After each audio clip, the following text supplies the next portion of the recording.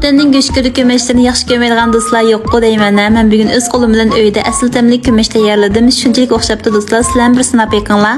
Bizga vaqtinglar topolmay qolmaslik uchun yurakam yulduz belgilarini besib saqlab olishni unutmanglar.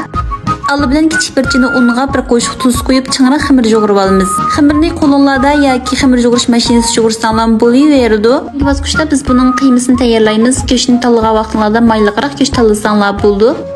Qiyma uchun go'sht bilan piyozni ham to'g'rab olsanlar bo'ldi. To'g'rab bo'lgandan keyin cho'ngroq qachiq olamiz. Uning ustiga yana kichik bir qo'shiq tuz, kichik bir qo'shiq sir talqini va ozroq qarmush talqini qo'yib, tekshi aralashtiramiz. Arqadan bayatini yo'g'irib tayyorlab olgan ximirimizni naq o'tirdan ikkiga bo'lib sovullaymiz. Arqadan balchamo bilan yuviga 5 minut atrofida tindirib olamiz.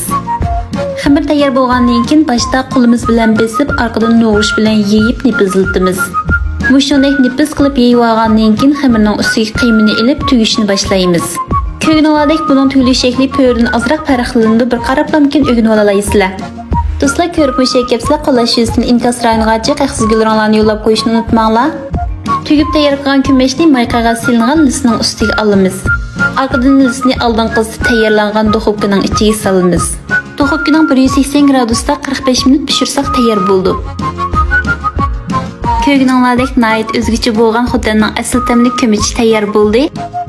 Ta'mimi shunchalik o'zgacha ham behish bo'ldi. Do'stlar, cho'qim bir sinab yiqinglar. Har kun yangi mazmunlarni yo'llab turmay, pastga o'rtimcha kimni qo'shib olishni unutmanglar.